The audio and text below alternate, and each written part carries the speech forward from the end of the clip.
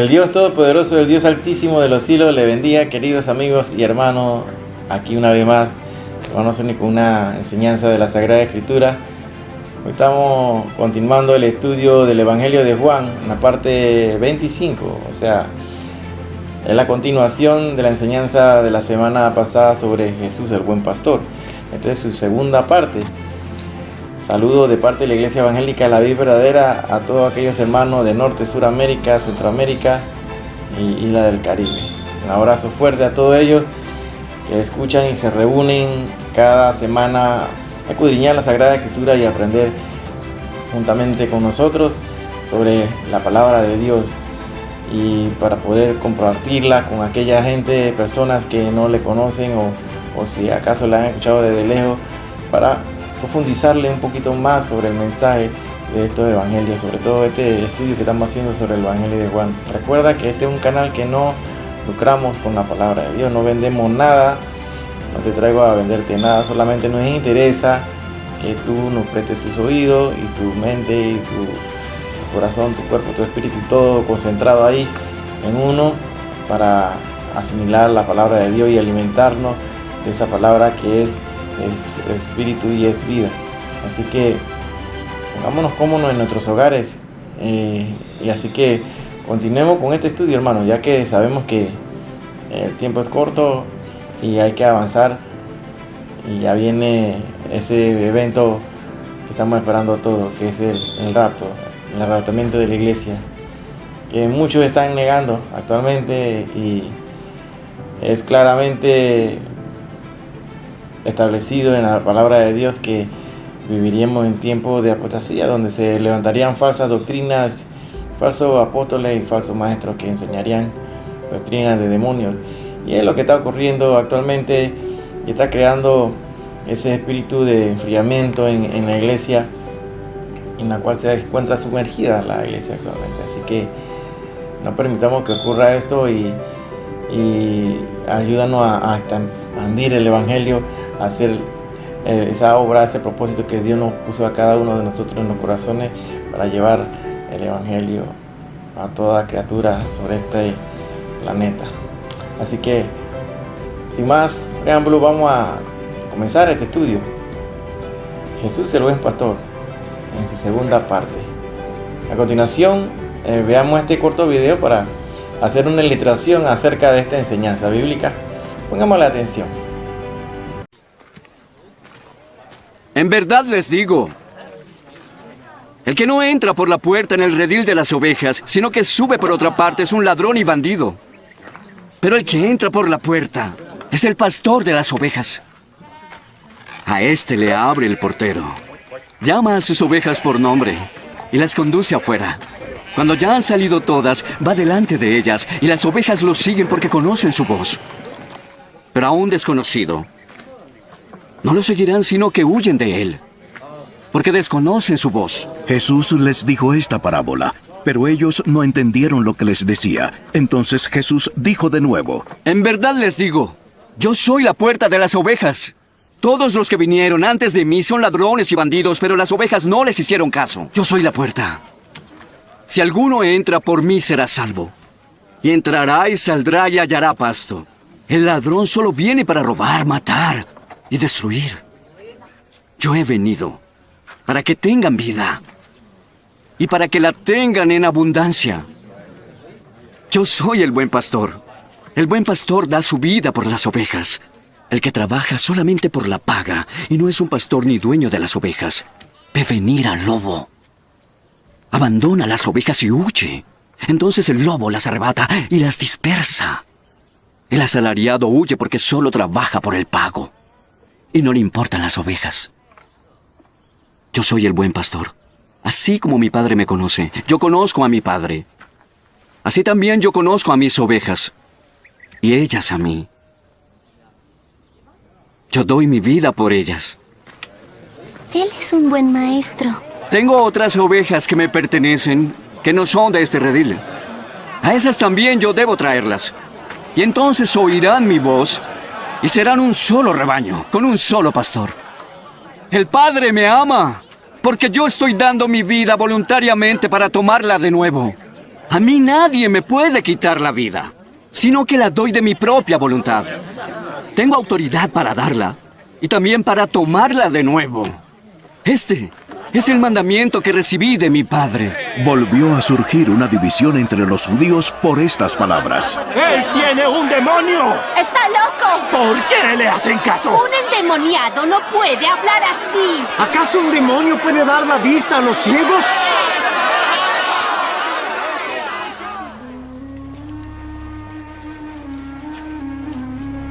Era invierno y se celebraba en Jerusalén la fiesta de la dedicación.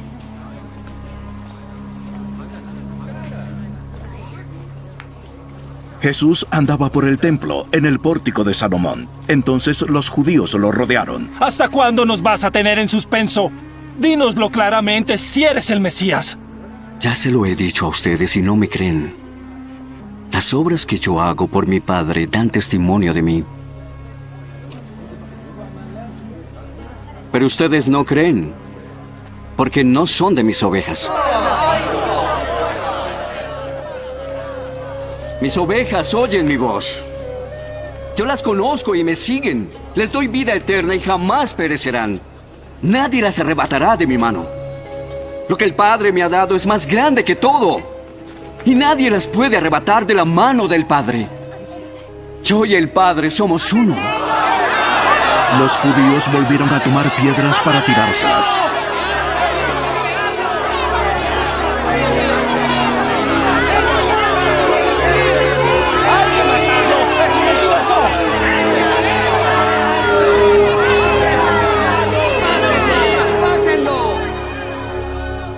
Por el poder de mi Padre he hecho muchas cosas buenas delante de todos ustedes. ¿Por cuál de ellas me van a apedrear? No te apedreamos por ninguna buena obra que has hecho, sino por blasfemia. Y porque tú, siendo hombre, te haces Dios.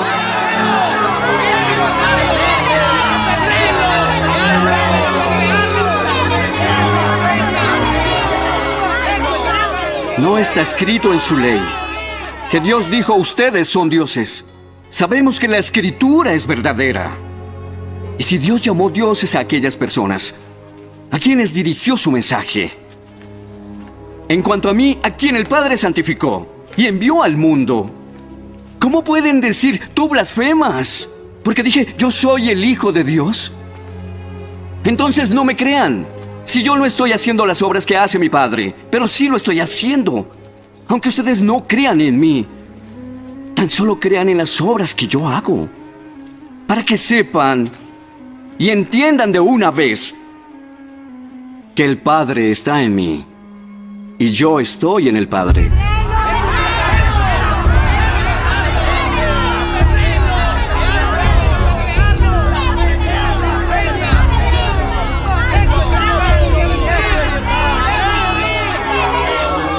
Por eso procuraban otra vez prender a Jesús, pero él se les escapó de entre las manos.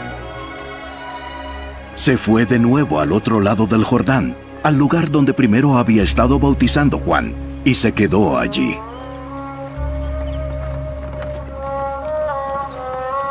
Muchos vinieron a él y decían: aunque Juan no hizo ninguna señal, sin embargo, todo lo que Juan dijo de éste era verdad.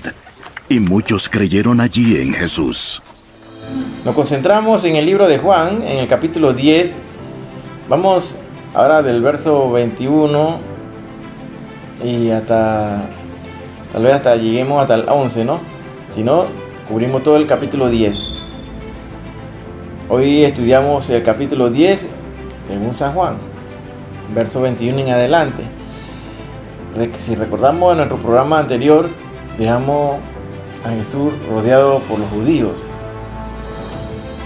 quienes le dijeron que si él era el Cristo, que lo dijera abiertamente, la cual Jesús va y le responde: el que ya lo había dicho, dice, pero que ellos no querían creer.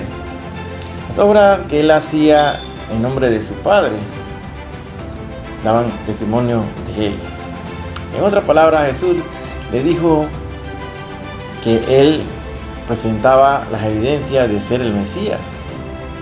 Sus obras dan testimonio de ello claramente. O sea, que su enseñanza, su vida y sus milagros demostraban que él era el Mesías definitivamente. El problema pues no radicaba en su falta de credenciales, sino en el corazón que no creía. Ahora, no querían creer, lo cual demostraba que no eran sus ovejas. Ahora, ese era el lado negativo. Veamos ahora el lado positivo que Jesús destacó. Han transcurrido ciertos tiempos desde el último encuentro que el Señor había tenido con los judíos en Jerusalén, quizás varios meses, si nos remontamos a ese momento. Ahora, el evangelista, aquí Juan nos sitúa en la fiesta de la dedicación, unos 3 meses después de la fiesta de los tabernáculos. Ahí busca en Juan 7 del 2 al 10, que es la última referencia temporal que Juan nos ha dado. Aún así, a pesar de que había pasado cierto tiempo, la oposición y el clima de hostilidad contra Jesús no habían cambiado en Jerusalén, y con su llegada nuevamente surgió la confrontación.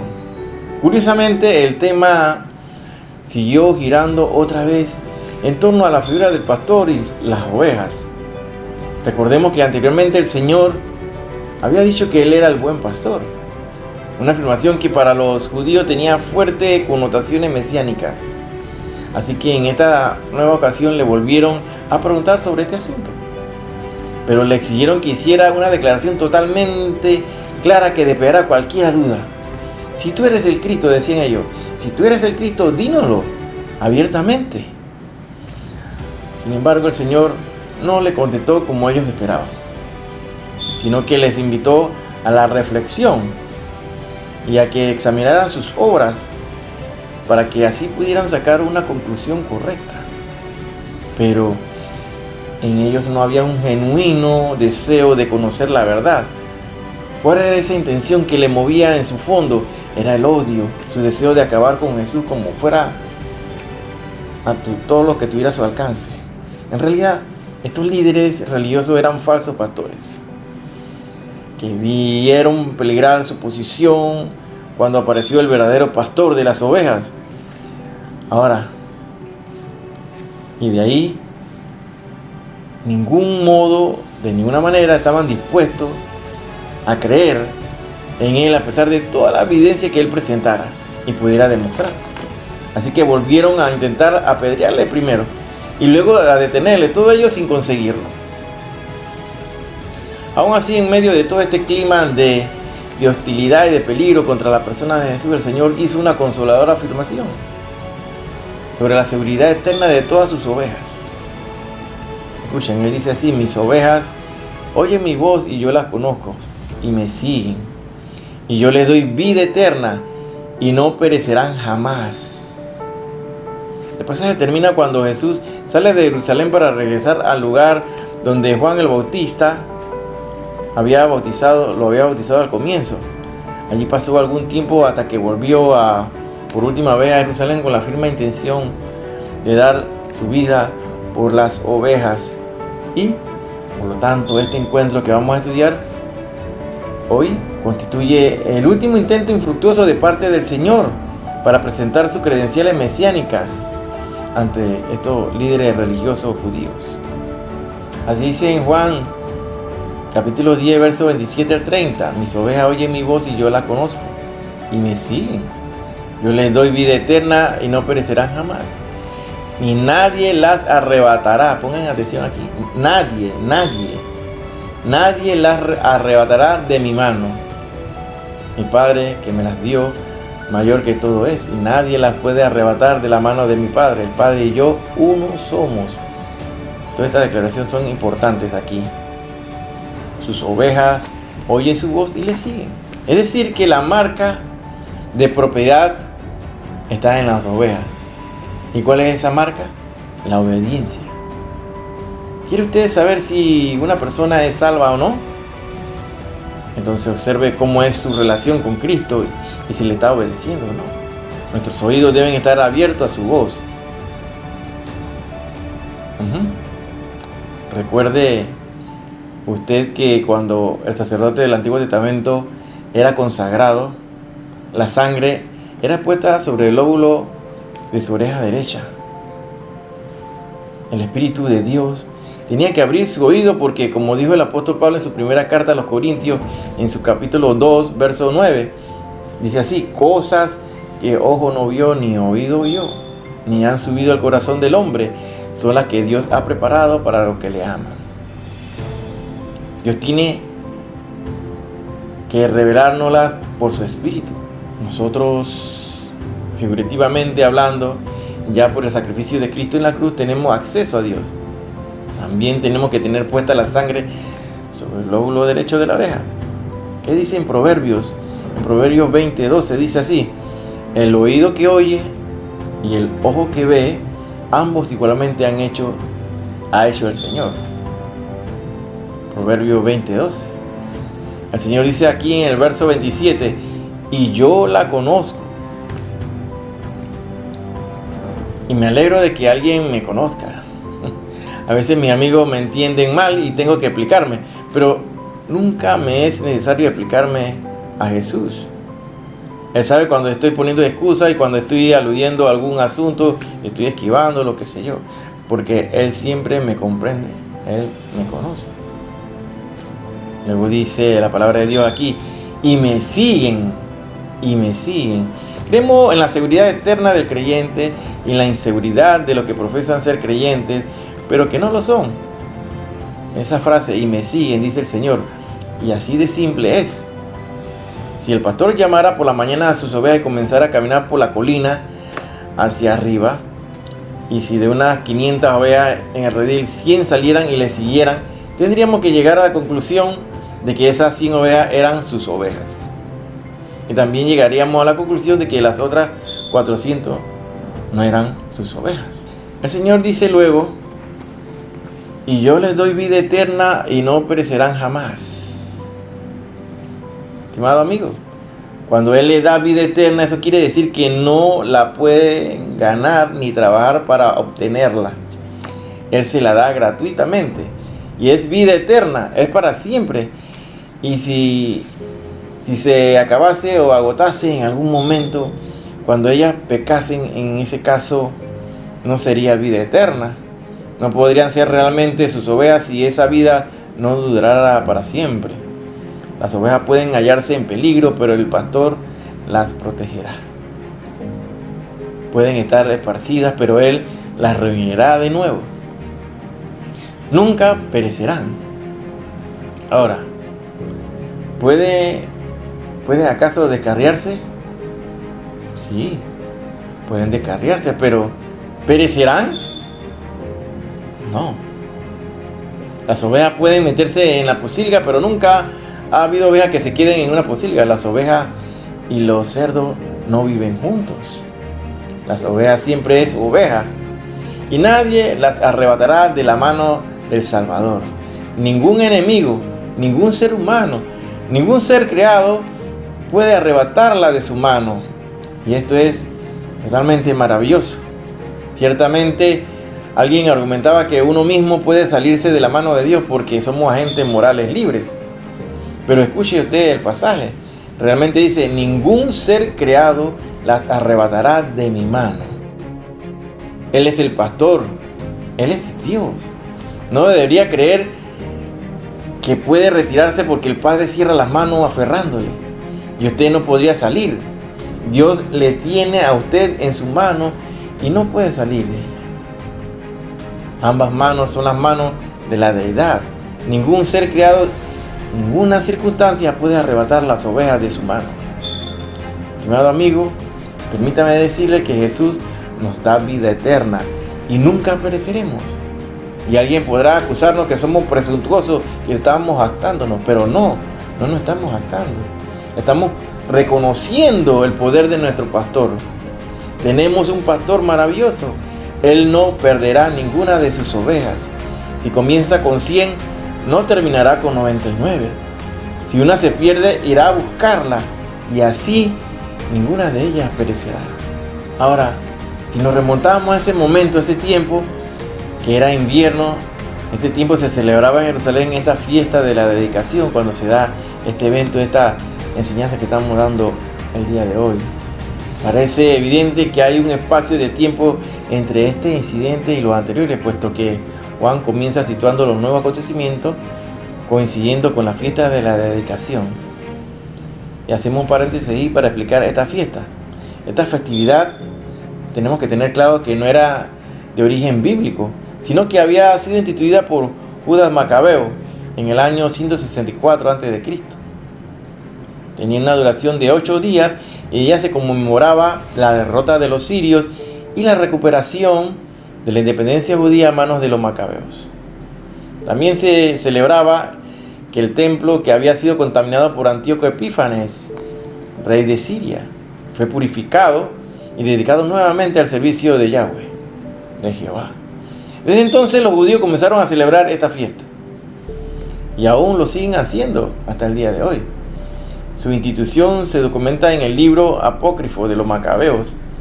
Si buscan en los libros apócrifos de los Macabeos, que nos sirve de referencia histórica, pues nada de lo que está escrito contradice al resto de la palabra de Dios. Lo usamos como referencia histórica. Sabemos que este es un libro que no está incluido en la Reina Valera, que generalmente todos los cristianos evangélicos usamos esta traducción. Más este libro de los Macabeos aparece en las Biblias católicas, que es pues constituido como un libro, uno de los libros apócrifos, pues nos sirven de referencia para muchas cosas importantes, de las cuales hemos hablado en este canal, en enseñanzas y en conferencias anteriores, sobre todo cuando hablamos sobre el descubrimiento del Arca de la Alianza, si no más lo recordamos, ¿verdad? Que fue una de las guías que sirve como referencia histórica sobre dónde fue colocada el Arca de la Alianza, el Arca del Pacto, uno de los tesoros más grandes guardados del pueblo judío, pueblo de Dios. Bueno, la fiesta de la dedicación se celebraba en el mes de diciembre, y el evangelista nos dice que en esa fecha en Jerusalén era invierno, lo que quizás sirve para explicar el hecho de que Jesús andaba en el templo por el pórtico de Salomón, un lugar cubierto donde refugiarse un poco del frío y del viento. Ahora, parece que durante el invierno los maestros judíos utilizaban aquellos porches para tener sus debates religiosos. Fue mientras que Jesús estaba caminando por esa zona cuando de repente un grupo de judíos le rodearon para hacerle una pregunta. Dice Juan 10, del 31 al 33, entonces los judíos volvieron a tomar piedras para apedrearlo. Jesús le respondió, muchas buenas obras os he mostrado de mi Padre, ¿por cuál de ellas me apedreáis? Le respondieron los judíos diciendo, por buena obra no te apedreamos, sino por blasfemia, pero tú siendo hombre te haces Dios. Bueno, aquí vemos una cosa muy segura, que en aquel entonces aquellos que le oyeron comprendieron muy bien que Jesús se presentó como igual a Dios. Definitivamente había presentado sus credenciales. No había ninguna manera posible de negar sus milagros. ¿Cómo lo iban a negar? Sanó a miles de enfermos. No se podía negar la evidencia.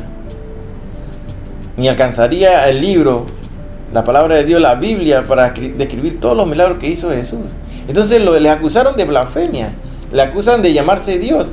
¿Y sabe usted que eso es exactamente lo que estaba haciendo? ¿Hasta cuándo no turbarás el alma? Si tú eres el Cristo, dínoslo abiertamente. Así decían ellos. Aparentemente estos judíos estaban muy inquietos deseando saber la verdad acerca de Jesús. Según ellos, las afirmaciones que el Señor había hecho anteriormente no habían sido lo suficientemente claras y presionaban para que afirmara si Él era realmente el Mesías. Por un lado, le daban a entender que tenía el alma en vilo, antes le faltaba la concreción del Señor en ese asunto tan importante, y por otro, parecían insinuar que Jesús estaba jugando con ellos al no hablarles claramente. Así que le animaron a que se expresara abiertamente con confianza y libertad. Ahora bien, cabe preguntarnos si esta petición era sincera o si por el contrario solo buscaban un motivo para acusarle ante Pilato como un pretendido Mesías que estaba organizando un levantamiento popular contra Roma. No olvidemos las explosivas y altamente politizadas que eran en aquel periodo las ideas sobre el Mesías. Y quizás aún más en aquellos días que se celebraba el levantamiento judío contra los antiguos opresores sirios. Pero si había alguna duda en cuanto a su verdadera intención, en la respuesta del Señor nos deja claro que no fueron honestos al hacer su petición, puesto que estaban pidiendo algo que ya deberían haber sabido, pues estaban puestas ya los milagros, las evidencias, las credenciales. Ellos ya tenían pruebas que es suficiente que Jesús era el Cristo, el ungido, pero aún así se quedaban de la falta de evidencia, se quejaban, dando a entender que estarían dispuestos a creer si el Señor hiciera una clara declaración pública sobre su condición de Mesías. Ellos esperaban un Mesías que los liberara de la presión romana, un justiciero. Pero todo esto, lo que ellos pretendían hacer con Jesús y haciéndole este tipo de preguntas, era falso. Al igual que muchos otros ocurren en nuestros días, que pretenden ridiculizar el Evangelio, intentan justificar su incredulidad quedándose de la falta de pruebas para creer. Hay mucha gente que ignoran al mismo tiempo toda la evidencia que Dios ya le ha dado. La realidad es que eran en ese tiempo incrédulos porque no querían creer, y no porque desconocieran la verdad. Por lo tanto, no tenían excusas.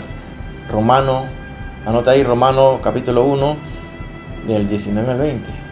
Ante esta situación, el Señor no iba a complacerles dándole lo que pedían, sino que los remitía a las obras que ya habían realizado.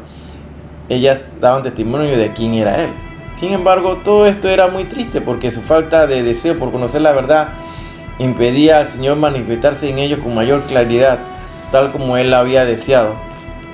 En cambio, cuando trató con personas receptivas, pudo afirmar abiertamente que Él era el Mesías, como el caso de la mujer samaritana, que lo buscamos ahí en Juan capítulo 4, 25 al 26. Y también era el Hijo de Dios, como hizo ante el ciego sanado en Juan capítulo 9, del 35 al 37. Con esto se confirma el principio que el Señor mismo estableció: mirad pues cómo es, porque todo el que tiene se le dará. Lucas 8, 18. Así pues, el Señor no le dio lo que le pedían, porque tal como les demostró, no estaban actuando con nobleza. Las credenciales que le había presentado como Mesías eran más que suficientes. Pero el problema estaba en ellos, que a pesar de todo no querían creer en Él. Su incredulidad. Así dice la palabra de Dios: os lo he dicho y no creéis. Las obras que yo hago en nombre de mi Padre, ellas dan testimonio de mí. Esto era algo especialmente grave, porque cuando una persona cierra su mente y su corazón ante la revelación clara de Dios, empieza un proceso de endurecimiento que puede llegar a ser irreversible. Esa incredulidad. En cambio, si hubieran reflexionado acerca de las obras que Jesús había hecho, fácilmente se habrían dado cuenta que Él actuaba en absoluta comunión y armonía con el Padre, y que todos sus milagros respaldaban su afirmación de que era obra que el Padre le había dado para que cumpliesen a fin de que creyeran en Él. A fin y al cabo, como decimos nosotros, las palabras se las lleva el viento, pero el testimonio de los hechos es indiscutible. Así que si ellos no valoraban sus obras, de nada serviría lo que le podría decir. ¿De qué le iba a servir? El hecho es que ellos no creían, tal como el Señor le dijo: pero vosotros no creéis, porque no sois de mis ovejas. Esa incredulidad era la causa por la cual no formaban parte de sus ovejas, pero también era la prueba de que no le pertenecían. Finalmente, su incredulidad sería la única causa por la cual iban a ser excluidos eternamente. Podrían haber creído, pero no quisieron. Así que ellos eran responsables de su estado de condición, su condenación. Habían comenzado haciendo una petición al Señor, en la que manifestaron que tenían dudas razonables en cuanto a su identidad, pero en el diagnóstico que el Señor hizo de ellos quedó claro que el problema era mucho más profundo. Ellos no creían, eran obstinadamente incrédulos, y por muchas más señales que él hiciera, preferirían seguir cerrando sus ojos a la verdad. En Juan 10, vamos del verso 34 al 38, dice: Jesús le respondió: ¿no está escrito en vuestra ley, yo dije, dioses sois? Si llamó dioses a aquellos quienes vino la palabra de Dios, y la escritura no puede ser quebrantada, al que el Padre santificó y envió al mundo, vosotros decís, tú blasfemas, porque dije, hijo de Dios soy. Ni hago las obras de mi Padre, no me creáis, pero si las hago, aunque no me creáis a mí, creed a las obras, para que conozcáis y creáis que el Padre está en mí y yo en el Padre. La acusación que ellos lanzaron era que Jesús, siendo un hombre, se hacía Dios. Jesús entonces le citó el Salmo 82, verso 6, donde dice: yo dije, vosotros sois dioses y todos vosotros hijos del Altísimo. Los hombres son llamados a ser los hijos de Dios, pero Jesús es único porque Él es el hombre a quien el Padre ha santificado, es el que ha sido consagrado. Es diferente a cualquier otro en el mundo porque fue enviado a un mundo con una misión. Él está en el Padre y el Padre está en Él. Tal es la seguridad con que el Señor habla acerca de sus ovejas, que dice: yo le doy vida eterna como hecho ya consumado. Pero el Padre pero para Él, sin duda alguna, no hay duda. No hay que esperar hasta el final para ver qué ocurre en el transcurso de la vida hasta la muerte. La vida eterna comienza aquí y ahora.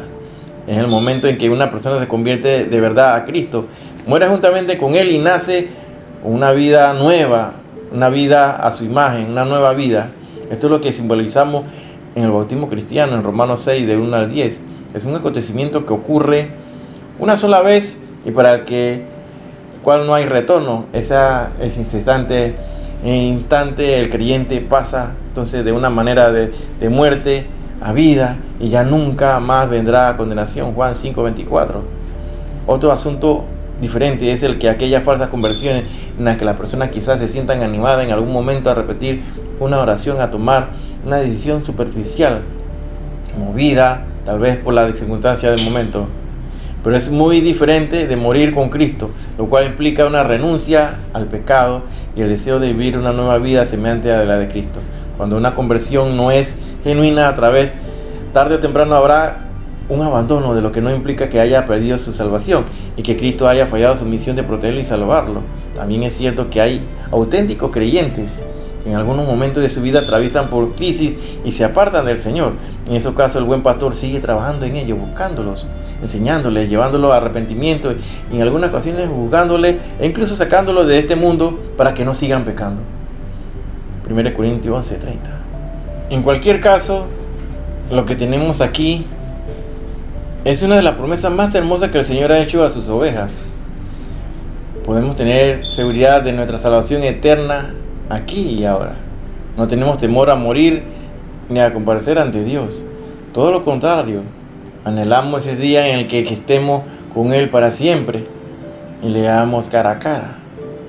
Es cierto que algunos nos acusarán de pretenciosos y de tener un concepto desproporcionado de nosotros mismos.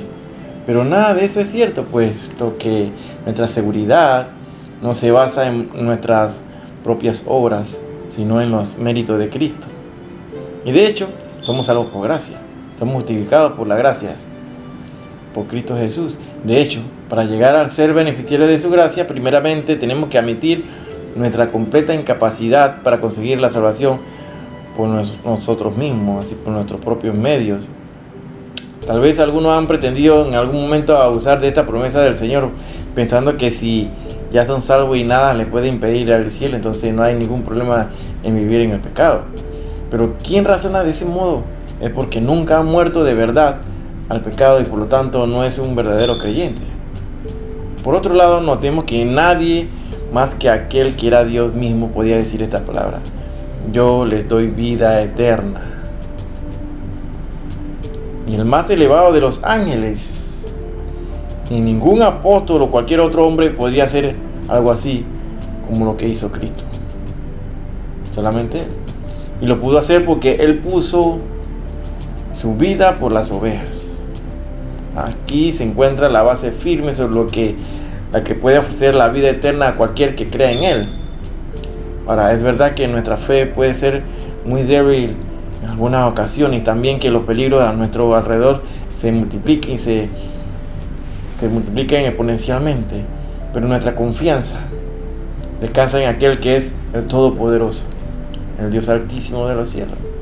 No hay ni lobo, ni ladrón, ni salteador, ni ningún asalariado que nos pueda arrebatar de la mano de Cristo. Como diría el apóstol Pablo: ¿por qué habéis muerto? Y vuestra vida está escondida con Cristo en Dios. Colosenses 3:3. Cristo nos ha tomado bajo su protección y en sus manos estamos seguros. Dice el verso 39 al 42, dice así: intentaron otra vez prenderlo, pero él se escapó de sus manos y se fue de nuevo al otro lado del Jordán, al lugar donde primero había estado bautizando Juan, donde estaba bautizando Juan, y se quedó allí. Muchos acudían a él y decían: Juan, a la verdad ninguna señal hizo, pero todo lo que Juan dijo de este era verdad, y muchos creyeron en él allí. Juan el Bautista no hizo milagros, pero presentó un verdadero testimonio del Mesías. Jesús es el Mesías, el Cristo, el que había de venir. ¿Qué piensa usted de Cristo? Su respuesta será la manera de comprobar su posición personal. Uno no puede estar en lo correcto en cuanto a todo lo demás, a menos que primero esté en lo correcto en su forma de pensar acerca de Jesús. Ahora, ¿qué piensa usted sobre Cristo? ¿Qué piensa? Si usted, amigo que me escucha, si usted es su oveja, entonces escuchará su voz, oirá su voz. Pero si no lo es, no le oirá definitivamente. Todo lo que yo estoy hablando aquí le va a entrar por aquí y le sale por acá. Sino que la voz de Jesús será ahogada en el murmullo de voces que le hablan a usted. Todo eso que andan enseñando falsa doctrina por ahí. Sin embargo, a pesar de la confusión, a sus ovejas le es posible oír al Hijo de Dios. La frase que dice así la palabra de Dios aquí, que dice: mi Padre me las dio, se está refiriendo a las ovejas. Esta sencilla expresión ha generado en ocasiones bastantes discusiones. Algunos interpretan el hecho de que las ovejas de Cristo le fueron dadas por su Padre como una referencia a un decreto eterno por medio del cual algunas personas fueron elegidas para formar parte del rebaño de Cristo, mientras que otras quedaron excluidas en la condenación eterna. A unas se les dio el don de la fe, mientras que a otras se les privó de él. Estos intérpretes creen asimismo que si Dios realmente es soberano, entonces no puede existir decisiones humanas contrarias a las de Dios.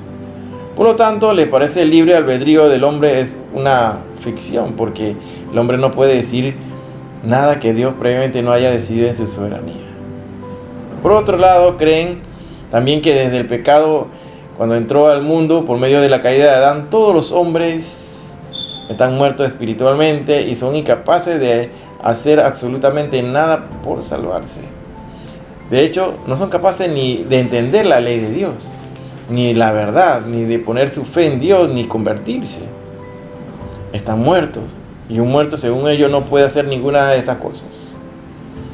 Por eso nos dicen que para que una persona llegue a convertirse es imprescindible que previamente sea regenerada por el Espíritu de Dios, y entonces sí, que podrá entender la palabra de Dios, y de hecho de ese momento tendrá dentro de sí la gracia irresistible de Dios que le llevará a convertirse irremediablemente.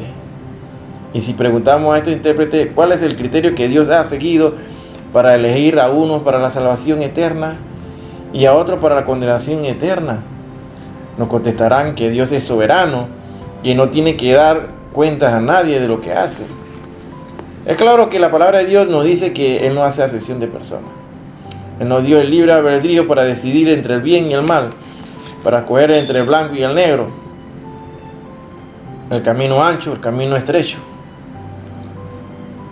Él le dio esa capacidad al hombre para que decidiera. Y el hombre elige a quién servirle, a qué Dios servirle. Dice la palabra de Dios: mi Padre que me las dio es mayor que todos, y nadie la puede arrebatar de la mano de mi Padre. El propósito final de esta afirmación es traer consuelo, traer descanso y seguridad con todos aquellos que son las ovejas de Cristo. Pero para ello es imprescindible que no nos demos cuenta de que ninguna de todas estas bendiciones dependen de lo que nosotros somos capaces de hacer, sino de quién es Dios. Nada de estas cosas es posible si no es por la voluntad de Dios. Solo considerando la grandeza del Padre podemos descansar seguros. El salmista David había aprendido bien esta lección y podía disfrutar de esta paz en medio de los muchos problemas y preocupaciones que en esta vida batallan contra nuestras almas. Salmo 23, verso 4: aunque ande en valle de sombra de muerte, no temeré mal alguno, porque tú estarás conmigo. Leamos ahí en Salmo 46, del 1 al 3. Dios es nuestro amparo y fortaleza, nuestro pronto auxilio en las tribulaciones. Por tanto no temeremos, aunque la tierra sea removida y se traspasen los montes al corazón del mar, aunque bramen y se turben sus aguas y tiemblen los montes a causa de su braveza. En Lucas 12:32 nos dice así: no temáis, manada pequeña, porque a vuestro Padre le ha placido daros el reino. Por supuesto, esta seguridad eterna no nos alienta a una vida descuidada, sino que, por el contrario, es un sistema que nos motiva, una intensa motivación para vivir una vida santa, consagrada para Dios, que es lo que quiere decir santo, separado para Dios. El auténtico cristiano no se esfuerza a vivir santamente para ganar una salvación o para no perderla, puesto que sabe que está segura en las manos del Padre, sino porque quiere agradarle como demostración de su agradecimiento por su salvación. Y esto se corresponde con el deseo de Dios, quien quiere que le sirvamos no por miedo, sino por amor. Donde dice la palabra de Dios, y Él dice: yo y el Padre uno somos. Esto es una declaración grande e importante. A todo lo dicho anteriormente, ahora se le añade esta consecuencia lógica. Si la obra de Cristo es realmente la del Padre, entonces se sigue que el Hijo y el Padre son uno. Por lo tanto, somos guardados por la mano del Padre y del Hijo, que están plenamente unidos en el cuidado de las ovejas. Ahora bien, ¿debemos entender esta unidad entre el Padre y el Hijo únicamente como una unidad moral o de propósito? Algunos estudiosos piensan que sí, pero en el contexto de nuestro pasaje vemos que a los judíos que escuchaban a Jesús no le quedó ninguna duda de que Él estaba blasfemando, porque de sus palabras se desprendían con claridad que también estaba diciendo que había una identidad de naturaleza, esencia y poder entre el Padre y el Hijo. Esta fue la razón por la que una vez más tomaron piedras en sus manos con la intención de apedrearle. Y notemos que Jesús no hizo ningún intento para corregir algún error en la interpretación de sus palabras. Esta afirmación es realmente importante. Esta afirmación es realmente importante porque expresa tanto la diversidad de las personas de la Trinidad como la unidad de su esencia. Son dos personas distintas, el Hijo y el Padre, pero en esencia son uno. Jesús volvió a definir esta unidad con el Padre un poco más adelante. El Padre está en mí y yo en el Padre. Así lo dice Juan 10:38. Y en otra ocasión afirmó: yo soy el Padre y el Padre en mí, como lo dice Juan 14:11. La doctrina de la Santísima Trinidad no es un invento teológico, sino una deducción clara de las declaraciones bíblicas en cuanto al Padre, el Hijo y el Espíritu Santo. Por lo tanto, no podemos estar de acuerdo con los llamados testigos de Jehová, que afirman que el Hijo es menor que el Padre, o con los unitarios, que creen que el Padre y el Hijo son diferentes manifestaciones de la misma persona. En todo este estudio hemos visto cómo reaccionaron los judíos. Los judíos habían pedido que a Jesús que le declarase si era el Mesías y que lo diera abiertamente, pero él hizo mucho más que eso, pues proclamó su unidad esencial con el Padre. Esto agitó a los fariseos hasta que, furiosos, con cólera, una cólera incontrolable, y una vez más volvieron a tomar piedras para apedrearle. Estaban tan indignados que no iban a esperar el fallo del Sanedrín. En ese momento, aquellas personas religiosas de apariencia piadosa sacaron fuera toda la violencia asesina y el odio criminal que llevaban adentro. Aún así, el Señor Jesucristo no perdió la calma e intentó razonar con ellos nuevamente. Jesús les respondió: muchas buenas obras os he mostrado de mi Padre, ¿por cuál de ellas me apedreáis?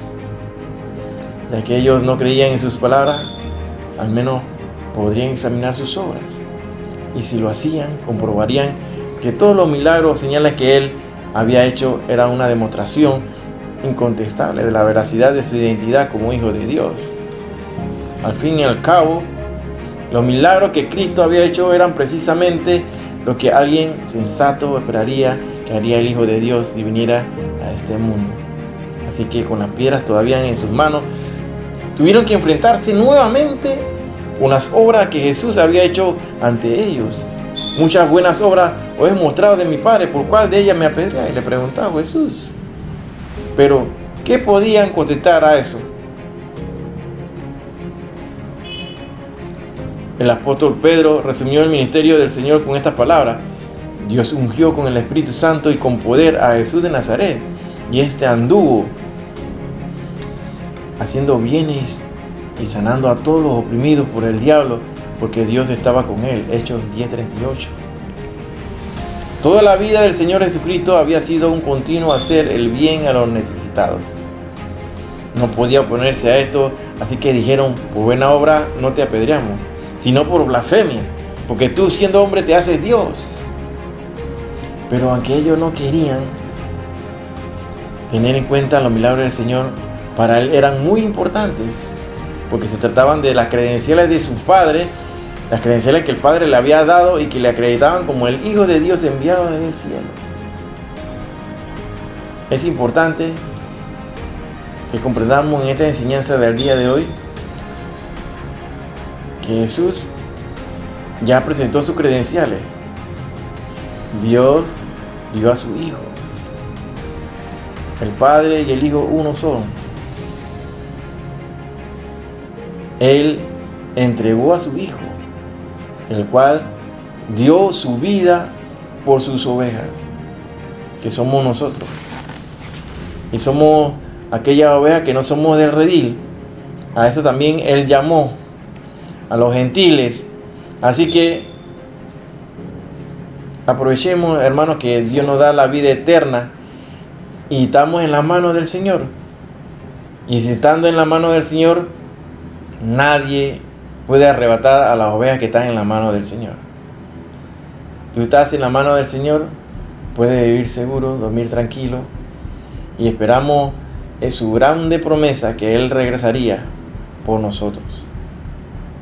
Así que está muy pronta esa llegada, ese gran evento que se dará con el encuentro de nuestro Salvador en el segundo cielo, en las nubes. Así que hasta aquí es la enseñanza del día de hoy. Esperamos que cada día ahondemos más en la palabra de Dios y todo esto nos ayude a crecer espiritualmente. Sin más, hermanos, Shalom Alejem, nos vemos la próxima semana. Y si Cristo no ha venido.